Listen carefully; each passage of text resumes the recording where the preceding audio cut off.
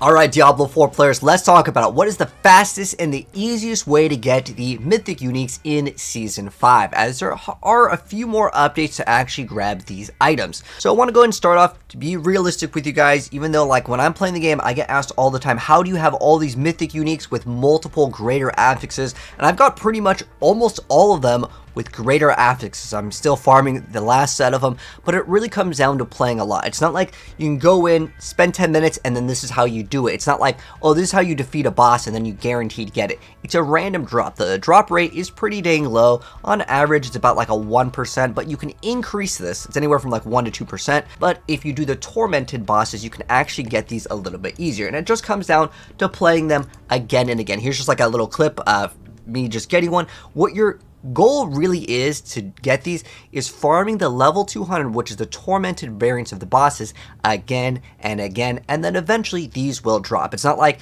you just do this one time and you're going to guaranteed get it. It will take tons of tries. I'm talking hundreds of tries, but in Season 5 they've made it so you can just re-summon the bosses again and again, and this is the exact same way you're getting these Mythic uniques with multiple or even singular greater affixes. It just, again, comes down to playing the game again and again. It's just trying to keep expectations realistic at the start of this video. And here's like another one that we got, another greater affix one. It just comes down to just playing the game a decent amount of time. Now, you can get guaranteed ways to get them. It's not always going to be like a small 1 to 2%, or maybe even like a 10%, because you get a bunch of the chances, again, if you do the Tormented, the level 200 one. Now, on top of that, there's another method to get them. So the main and the best method to get these is to just do the bosses again and again, but that's a random chance.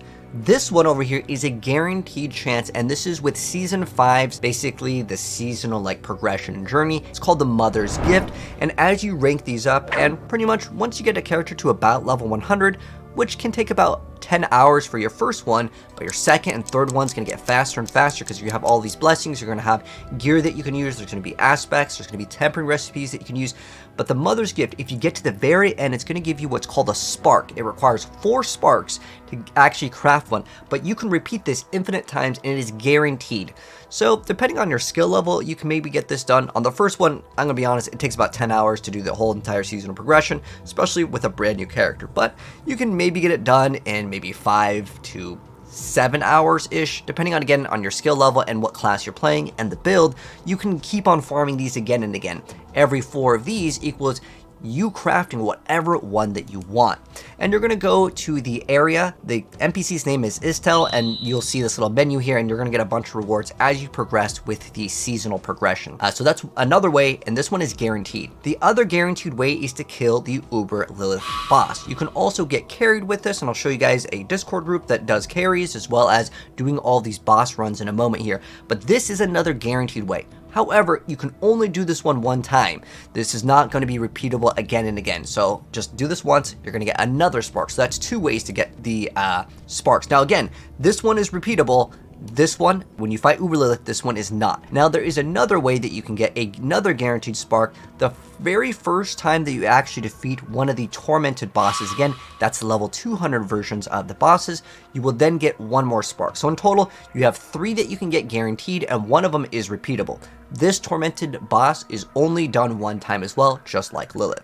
But I want to show you guys the areas in which these bosses exist. And all these bosses, ideally you want to do the Tormented ones, can still drop the Ubers or Mythic uniques. Another quick thing that I wanted to mention, the purple items are basically the same as the Uber uniques. They basically got their name changed. Even though their little color is different, it does the exact same thing as an Uber unique. So if you hear people talk about an Uber unique or a Mythic unique, because they got changed in Season 5 for like the purple beam, it's just a color. It doesn't do anything special or different. But the stats on these items actually did change on the affixes, but the powers actually did get converted. So those, if you had an older one, they got converted to being purple, and they also got the brand new like unique power here. However, the stats are going to be old unless you get the brand new one. The brand new ones are usually going to be better. The one exception would be in Harlequin Crest. You used to get like resource gen, and you also used to get all stats, but that one could be up in the air if a legacy one is actually going to be better. But I want to go over like kind of the locations of the bosses and go over which ones I could recommend, because there's definitely ones that you want to do depending on your class. So for starters, Duriel is located over here, and if you're wondering what materials you need for these bosses, we'll go over that in just a second here. But Duriel over here, he is relatively easier to actually fight. There are some fights that are a little bit harder, and if you need to get the Blizzard Ring for the Sorceress, it can drop over here. I'm going to mention some of the things that like maybe some people can look out for.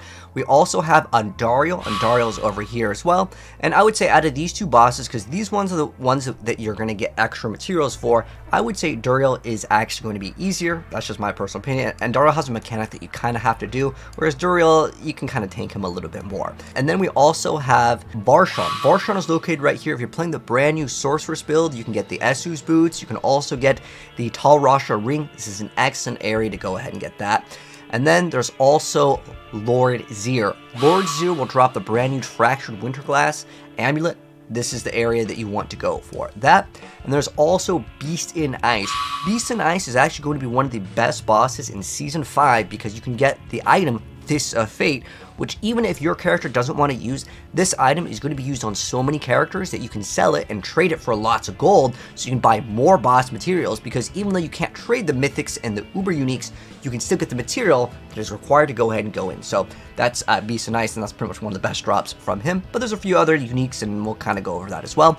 And then we have Gregor the Galvanic Saint. If you're playing the Druid, this is the boss that you want to farm. You have the Earthbreaker Ring, and on top of that, you have the brand new Cataclysm ring that will give you infinite Cataclysm. So this is where these ones are located. And again, the ones that I would say I could recommend, it depends on your class, and we'll briefly kind of go over that. But in terms of getting the materials, I get asked all the time, Slaydra, where do I get like this material for whatever boss that I'm trying to farm? The thing that I can really suggest you to do, because it's part of your progression, and you're going to need to do this anyways for a lot of the different materials, so I really recommend Hell Tides to get most of these without getting too bored of doing the same thing again and again. And some of these events, like the Legions, can drop certain crafting materials for the bosses. However, you can't just spam Legions all day. You cannot just spam world bosses all day. It just doesn't work because they have a timer. But the Hell Tides are pretty much active at all times. There's like a 5-minute cooldown on it, and then it's back for another 55 minutes. So for the most part, this is up all times. And there's a great website, and I'm going to link everything down below in the pin for great tools and resources. This is helltides.com, and basically you can use this website, and it's going to tell you when certain things rotate. It's going to show you where the bosses are going to be, where the living steel is going to be for Gregor. So depending on the boss that you're going to want to actually farm, and I'll leave this also down below. So depending on the boss that you farm, you're going to need certain materials. You can see this one over here, the Echo of Varshan, is going to require Malignant Hearts. Where do you get that? Well, you just click on, again, over here, whatever boss that you want to do. You're going to mouse over, and it's going to tell you that it drops randomly from Elites, Local Events, Treasure Goblins, Hellborn, and the Blood Maiden. So again, Hell Tides is why I've suggested just doing that. It's going to give you Living Steel, it's going to give you Malignant Hearts. There's also these bosses that can spawn in that will also just give you the materials straight up for it when you are at like the World Boss or any of the Legion events. These kind of randomly spawn in, but most of these are all acquirable via just playing the game, which I think is really excellent. So if you're doing Gregor, just to make this a little bit faster, you just need Living Steel. You just go to the Hell Tides, you open up the chest, and you're just going to get these. Now, as far as Stygian Stones, ideally, your build is able to do the Infernal Hordes tier 7. They drop very, very frequently from that. You're going to have so much from that. Excellent way of getting the Stygian Stones, because these are required for all of the Tormented bosses. But the Living Steel is meant for Gregor. And then we have Lord Zir, which is going to be the Blood. Now, Lord Zir is probably the best one in terms of what to get from it, because there's a lot of builds that want, again, if you're playing Sorceress, that's like one of the most expensive items, is the Fractured Winterglass. You get the Exquisite Blood, and you can see it drops from Elites, Local Events, Treasure Goblins, Whisper Caches, and Hellborn. Again, that's why I'm suggesting Hell Tides for all these. And then Beast and Ice, you want to do Nightmare Dungeons to get the Distilled Fear, but these can also drop from like pretty much everything. Again, Hell Tides will be an easy way to get it. But again, Nightmare Dungeons are excellent for doing Beast and Ice. It's one of the ones that I could recommend for like every single build to go ahead and do. And then as far as Duriel goes, you actually have to get the other materials from defeating Gregor and Varshan. They drop the Mucus-Lick Eggs as well as the Shards of Agony, and then again you have to use the Stygian Stones for the Tormented variants of the boss. And then for Echo of Andariel, this one over here, you're going to need the Pincushion Dolls, which is from the Beast and Ice, and the Sand Scorched Shackles. So the other bosses drop materials for the other bosses, so you almost get like more value. And again, the reason why I suggest specifically doing the Beast and Ice is because again, the Fists of Fate are really, really good, and then you can then take them over here and you can still get more value out of it. So it's better to buy the bosses that drop more boss material, if that kind of makes any sense, versus just buying the Duriel boss material. That's kind of why they're more expensive generally, but prices can always fluctuate. But as far as Lilith goes, you don't need any materials. Just to go ahead and attempt it if you want to. It's not the easiest fight in the earlier stages, and that will give you another spark, but remember, there are people out there that will do free carries. It's very common. Sometimes you can go to other streams. I've helped people multiple times on Duriel as well, but basically, if the streamer isn't really offering it, don't spam, because sometimes they get annoyed, because what happens is sometimes the streamer ends up doing it for like, 20 minutes, and then like they get a bunch of people, and then it just gets, the whole chat is always like, hey, can you help me do this? Can you help me do this? If you need a carry on some of the other bosses, most of the time the streamer will be interested in doing the carry. So the reason why I'm saying if you go to someone else's stream, sometimes you can just ask them. Most of the time, they really don't want to help you with Lilith, unless, of course, they're offering it. And the reason why is there's no incentive for them to do that.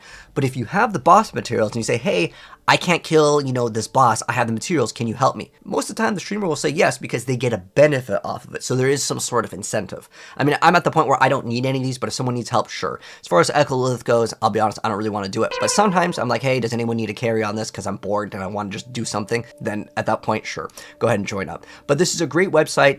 Again, it'll be linked down below. But there's also a ton of uniques depending on the class that you're playing. You may want to try to shoot for an item that specifically drops from a very specific boss fight. Like, there are people out there that really like the Racnoth's Wake. You can get this from the Infernal Hordes. Really great way to grab those. But some of these only drop from certain bosses. There are builds that maybe really want to play the Banished Lord's Talisman. There's a Necro build that uses it. That drops from Duriel and Andariel, so you might want to farm that boss.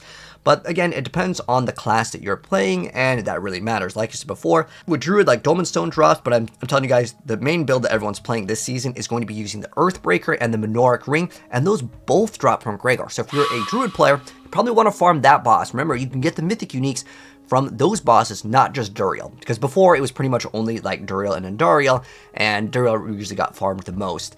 But if you need any other items like Vasili's Prayer, Lord Zir, and Echo Varshan are going to be good for you. And as far as Necromancer goes, I guess it really depends on the build that you're playing, but you can see whatever build you're playing, check out that one, and then you could buy those materials. There's a great website called Diablo.trade, and there's this little filter. If you click on it, if you log in with your Battle.net, it'll make it kind of smoother, but basically you connect your Battle.net, you go where it says boss materials, and you just check that in, check whatever item you want, and then it's going to show up, and then you can click on it, and you can whisper the player, and you can say, hey, I want to buy your item, and then they'll whisper you in the game, or they'll whisper you in there, you go ahead and trade, and then you can get your item, and then go farm the bosses. Like I said, this is an easy way to do it, but don't do it solo. I'm telling you guys, it's going to be way better. But once you get enough sparks, you're going to go to the Alchemist, and the Alchemist will then take your 4 sparks and let you craft whatever you want. It's random on the roll in terms of if it's going to be a greater affix or not, but all the rolls will be perfect. And if you guys want to know what is the best Uber or Mythic unique to craft in Season 5, I've got that video also, because it depends on the class. Pretty much, if you're playing Rogue, almost like it's a no-brainer, and Dariel's is like incredibly powerful. But if you're playing other builds, Starless Skies is excellent, Tyrell's Might is really good, Harlequin is really good, but it depends on the class. Again, I'm going to link that video down below because I don't want to make this video too long. But I really want to stress this part of the video. It's one of the most important things. Go to the official Sanctuary Discord. It's the one with like 500,000 players. You want to go ahead and make sure you click on if you're playing softcore, hardcore, whatever. It tells you that at the very beginning once you visit the Discord group. This is a way bigger Discord than my Discord. I mean, occasionally sometimes we'll get a group going, but this is your ticket here.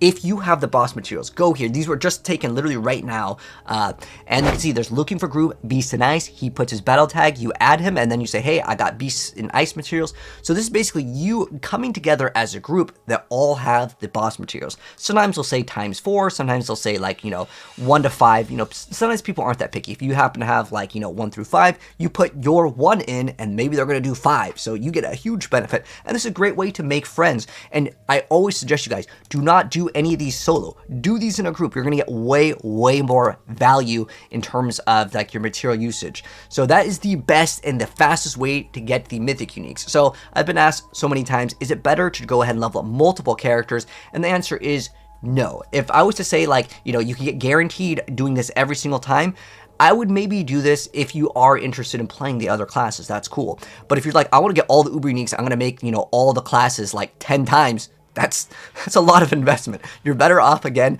just going into the Discord, finding people, meeting people, and then just playing the endgame content, and you'll get the Stygian stones, and you get all that stuff, and it's going to be way less painful if you're leveling up the same class again and again. Hey, but do what you want to do. Anyways, that's going to wrap things up. If you guys enjoyed the video, drop a like on it. If you're new here and you want to see more updates and guides in the future, hit subscribe, turn that bell, and I'll catch you guys in the next one. And check the pin. There's very good videos for you guys to get there even faster.